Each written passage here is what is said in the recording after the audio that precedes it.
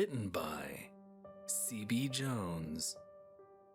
They had to specifically design sunglasses for her, as she was now super sensitive to light, and her eyes watered constantly and were prone to irritation and abrasion. After the news stories and the GoFundMes, there was no shortage of people willing to help out, to come up with special accommodations for this sudden and terrible deformity. What happened was my friend and I were getting ready to go out and meet up with some friends. We were procrastinating and dicking off at her apartment, smoking a bowl and having a couple glasses of wine. She opened up the Snapchat app and headed off to the kitchen to refill her wine. "Hey, take a selfie with me, it's for Greg." "Nah, I'm good," I said from the couch. It's not that I minded doing it for her, but I was relaxed and lazy and I didn't want to get up. I've never been more thankful for my own laziness. From the kitchen, I heard a scream that intermingled with an awful crunching noise. "Elsie, what is it?" I asked, getting up from the couch. She came around the corner, a look of horror on her face, and what I saw knocked the wind out of me. Her eyes were giant, the whites of them the size of saucers, every blood vessel prominent and huge. Her eyes now invaded the territory of her forehead, capped off by elegant and large eyebrows, fancy sloping arches.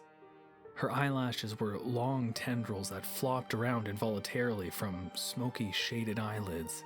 Her chin came down into an unnatural point, and her cheekbones were high and sweeping, her skin smooth and plastic looking.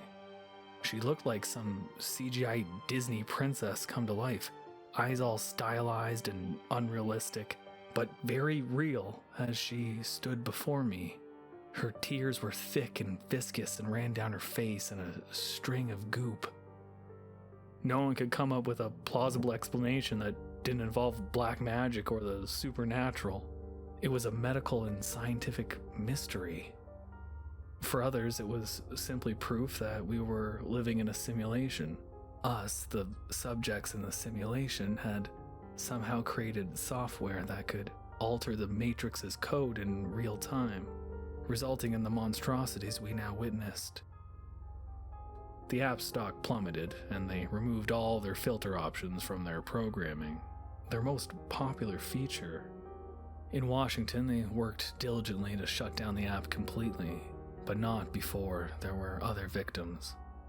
The kid with a gaping, red-lipped mouth where his face used to be, teeth the size of credit cards, or the Instagram influencer who had developed a soft brown nose of a deer and bony antlers jutting out of her forehead. She was more fortunate than the others, and even ended up making a few videos for the furry crowd before having surgical correction. Then there was the girl who vomited a torrent of bright rainbow colors every time she opened her mouth. They had wired her jaw shut for the time being, and were coming up with a solution that involved abdominal surgery and a feeding tube. My friend's eyes hurt constantly, and she has to use several eye drops for lubrication. Pupils and irises have turned a glassy purple. I've gotten used to looking at her hazy eyes, how they seem to stare right into me. Snapchat was retooled as a different type of social media application. It's been slow going, but they say that the third quarter growth has been reassuring. The CEO was eventually fired. He walked away with a $35.7 million severance package. My friend, they say she may go blind.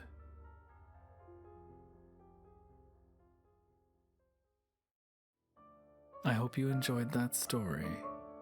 I really do appreciate people who are interested in such things.